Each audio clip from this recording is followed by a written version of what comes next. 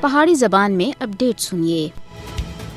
جنگبندی land کے دوئے پاسیں اور دنیا پار وچ مقیم کشمیری اج یوم علاقے پاکستان اس تجدید عہد دے نال منا رہے ہیں کہ وہ بھارتی تسلط تے آزادی اور جموں کشمیر تے پاکستان وچ مکمل انضمام تک اپنی جدوجہد جاری رکھ سن۔ 19 جولائی 1947 کو سری نگر دے علاقے آبی گزر وچ سردار محمد ابراہیم خان دے کار دے اوتے آل جموں کشمیر مسلم کانفرنس تے ایک اجلاس وچ کشمیریاں دے حقیقی نمائنداں سن پاکستان دے نال جموں کشمیر دے علاقے دی قرارداد متفقہ طور دے اوتے منظور کیتی اسی۔ اس تاریخی قرارداد وچ پاکستان دے نال مذہبی، جغرافیائی، ثقافتی اور اقتصادی قربت اور لکھاں کشمیری مسلماناں دی خواہشات کے پیش نظر پاکستان دے نال ریاست جموں کشمیر دے علاقے دا مطالبہ کیتا گیا سا۔ یہ پیش رفت اسی سال 14 اور 15 اگست کو تقسیم ہند دے منصوبے دے تحت پاکستان اور بھارت تے صورت وچ دو خود مختار ریاستاں دی تشکیل تے تقریباً ایک مہینہ پہلا ہوئی سی۔ کشمیریاں دا 19 جولائی 1947 دا فیصلہ اس گل دا باندھا ثبوت ہے کہ انہاں سن اپنا مستقبل پاکستان دے نال وابستہ کر کے دا سا۔